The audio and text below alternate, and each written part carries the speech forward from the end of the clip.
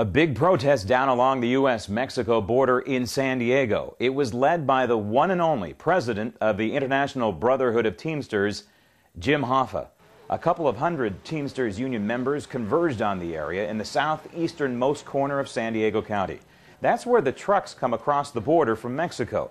They came to point out the danger of allowing trucks from Mexico into the U.S. without the same safety scrutiny that U.S. trucks and their drivers face. Turnout here. This is what it's all about talking about highway safety.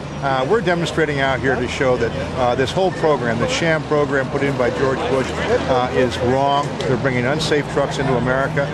It basically tries to stop what's been stopped for 13 years, where we make sure highway safety was paramount. These trucks don't meet the standards. The drivers are not trained. They don't have drug testing. They don't have a database.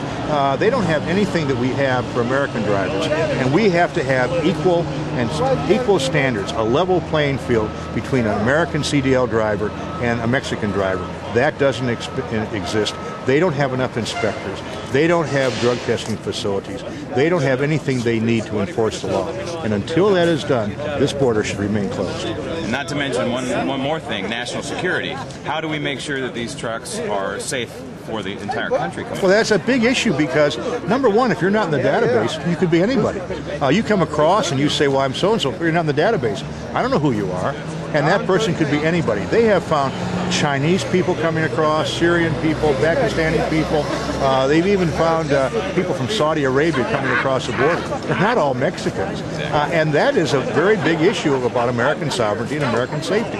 And that's something that's, in the idea of the mad rush to make money, they have completely forgotten about that. And George Bush is a fraud when he says that he's worried about national security. He's not if he's going to let these people come in with no checking of their background or who they are.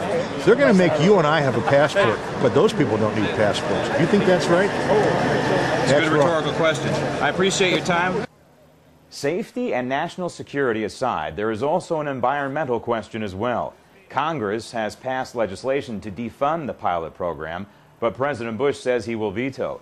Meantime, the Teamsters Union is suing the federal government in the Ninth Circuit Court of Appeals to bring a permanent stop to the pilot program. I'm Graham Ledger.